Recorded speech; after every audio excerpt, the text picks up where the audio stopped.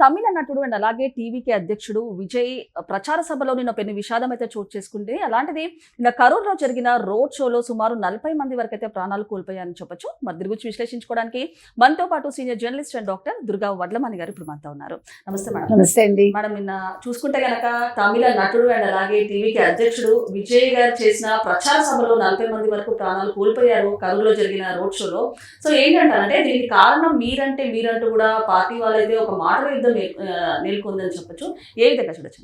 అంటే ఇది ఇద్దరి పక్క తప్పు ఉంది.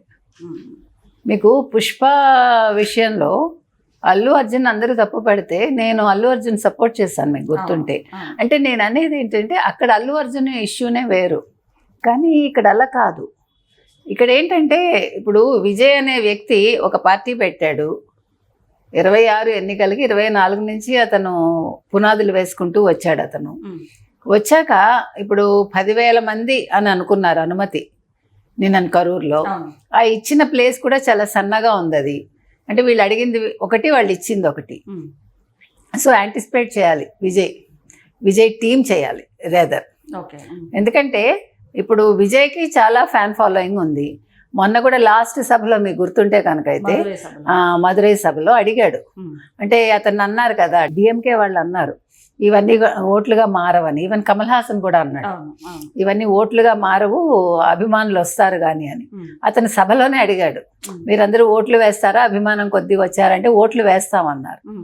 అంటే మనం పవన్ కళ్యాణ్ది చూసాం లైఫ్, పొలిటికల్ ఎంట్రీ ఎలా వచ్చింది, పొలిటికల్ లైఫ్లో అతను పడ్డ స్ట్రగుల్ ఏంటి. 10 years తర్వాత అతను పార్టీ పెట్టాక ఒక విజయాన్ని చవి చూశాడు అతను. ఆ చూడటం కూడా మామూలుగా కాదు, 100% స్ట్రైక్ రేట్ వచ్చింది. అంటే సక్సెస్ అంటే ఇలా ఉండాలి, ఇది సక్సెస్ అని చూపించాడు అతను. వేరాజ్ విజయ్కి చాలా ఫ్యాన్ ఫాలోయింగ్ ఉంది చెప్పాలంటే తమిళనాడులో. అంటే అతను ఎంజీఆర్ని ముందు పెట్టుకున్నాడు, పెరియార్ సిద్ధాంతాలు అంటాడు, నేను సైద్ధాంతికంగా బీజేపీని వ్యతిరేకిస్తానంటాడు, తర్వాత రాజకీయంగా డిఎంకే నాకు ప్రత్యర్థి అన్నాడు. ఇన్ని చెప్పాడు అతను. అయితే అతనులో ఒక కొంచెం క్లారిటీ లోపిస్తుంది మనకి, అతని మాటల్లో ఒక తొందరపాటు కనిపిస్తుంది. అంటే పరిపక్వత ఇంకా రాలా. ఇప్పుడు పార్టీ పెట్టగానే ముఖ్యమంత్రిని అయిపోవాలనుకోకూడదు. ఇంకొక మాట నేను 2 సార్లు చెప్పా గతంలో. ఇప్పుడు ఒక కారు కొనుక్కుని, ఫారిన్ కారు, ట్యాక్స్ కట్టకుండా కోర్టుకు ఎక్కేవాడు ముఖ్యమంత్రి అయ్యి రేపు పొద్దున ఏం చేస్తాడు? అంటే నిజాయితీ కావాలి.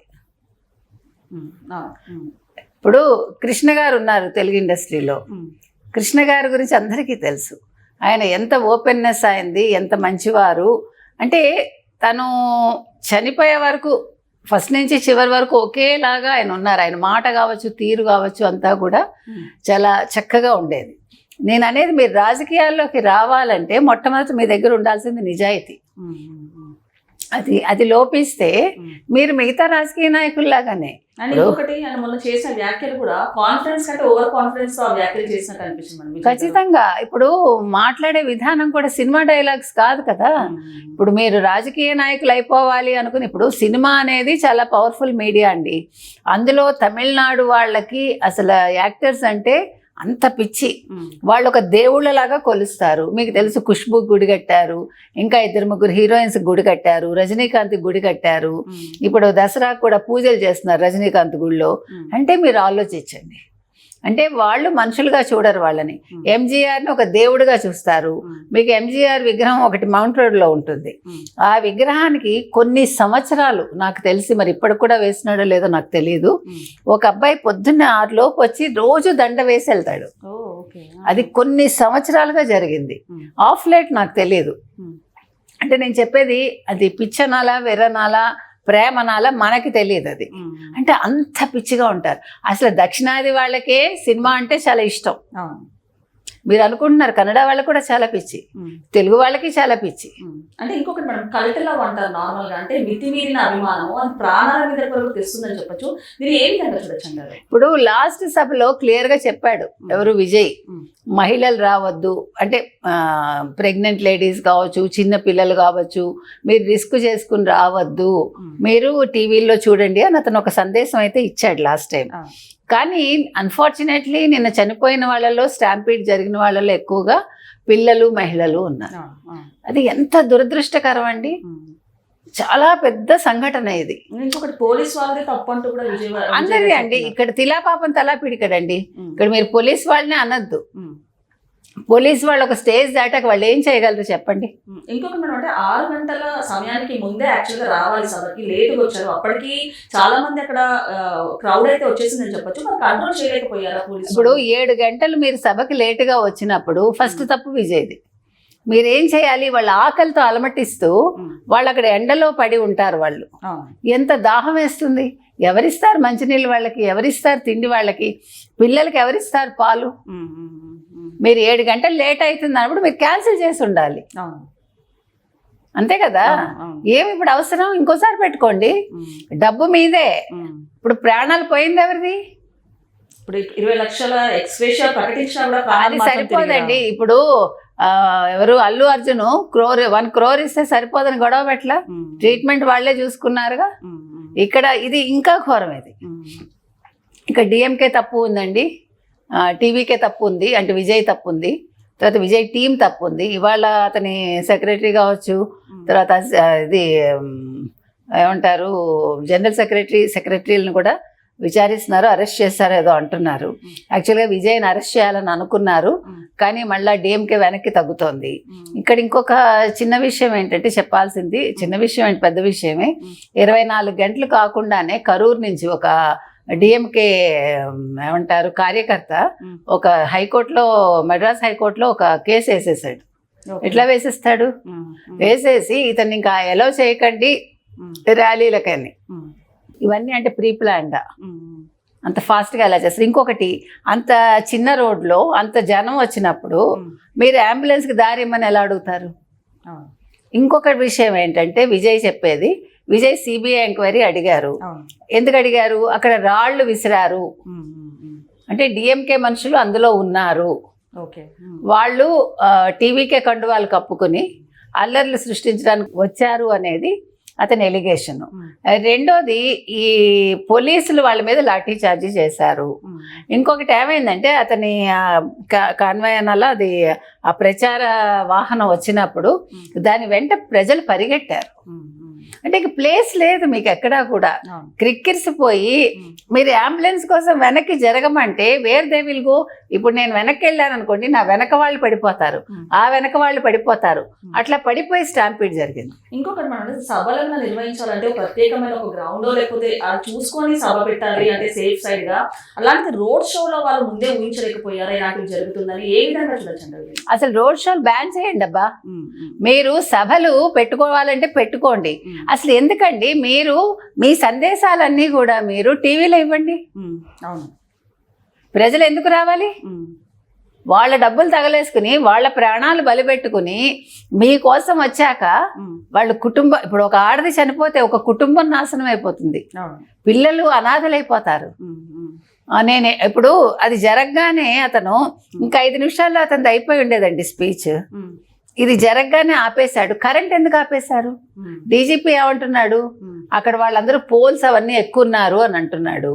పోల్స్ ఎక్కుంటే మీరు ఎలా ఆపేస్తారు? ఇంతమంది జనం ఉన్నప్పుడు తొడతక్కుడు అవుతుంది కదా.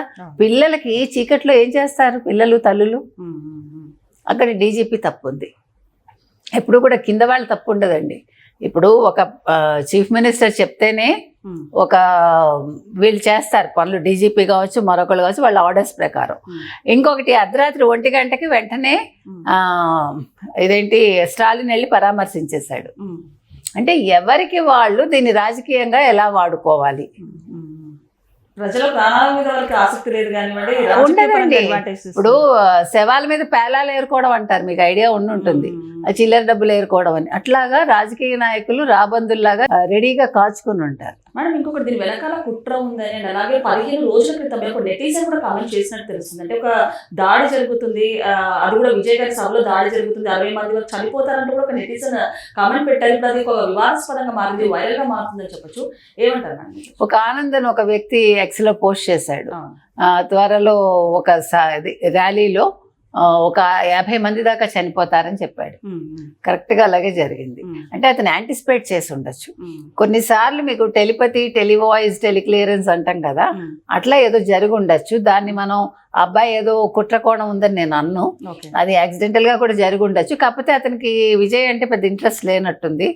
అది ఓకే, అది అతని వ్యక్తిగతం, కానీ అది నిజంగా జరిగింది.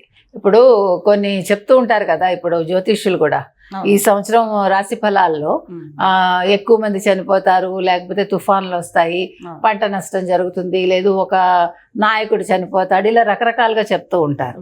ఆ రకంగా అతను యాంటిసిపేట్ చేసి చెప్పాడా, అతని బ్యాక్గ్రౌండ్ ఏంటి అనేది చూడాలి. ఏది ఏమైనా అది నిజమైందండి. ఇంకొకటి, ఇప్పుడు ఈ మొత్తం సిచ్యువేషన్ తీసుకుంటే, ఇప్పుడు ఒకవేళ విజయ్ బీజేపీకి దగ్గర అవుతాడా? ఎందుకంటే ఇప్పుడు పన్నీర్ సెల్వం వాళ్ళు వెళ్ళి కలిశారు, తర్వాత ఇప్పుడు ఎడప్పాడి వెళ్ళి కలిశారు. వీళ్ళందరూ కూడా ఏఐడిఎంకే వాళ్ళు ఏం చెప్తున్నారంటే, మేము టీవీతో చేతులు కలపాలనుకుంటున్నాం అన్నారు. సో దీన్ని బీజేపీ అస్త్రంగా వాడుకుంటుందా? ఇప్పుడు బీజేపీ దగ్గర అవుతుందా విజయ్కి? సో విజయ్ వీళ్ళతో కూటమి గడితే అప్పుడు డిఎంకే ఇప్పటికే భయపడుతోంది. చెప్పాలంటే స్టాలిన్కి ఇప్పుడు బాగా యాంటీ ఇది ఉంది అతనికి తమిళనాడులో. సో అందువల్లే టీవీకే సభలకి వాళ్ళు ఆచితూచి అనుమతులు ఇస్తున్నారు. రెండు వాళ్ళ దృష్టి అంతా కూడా ఇప్పుడు విజయ్ మీద ఉంది.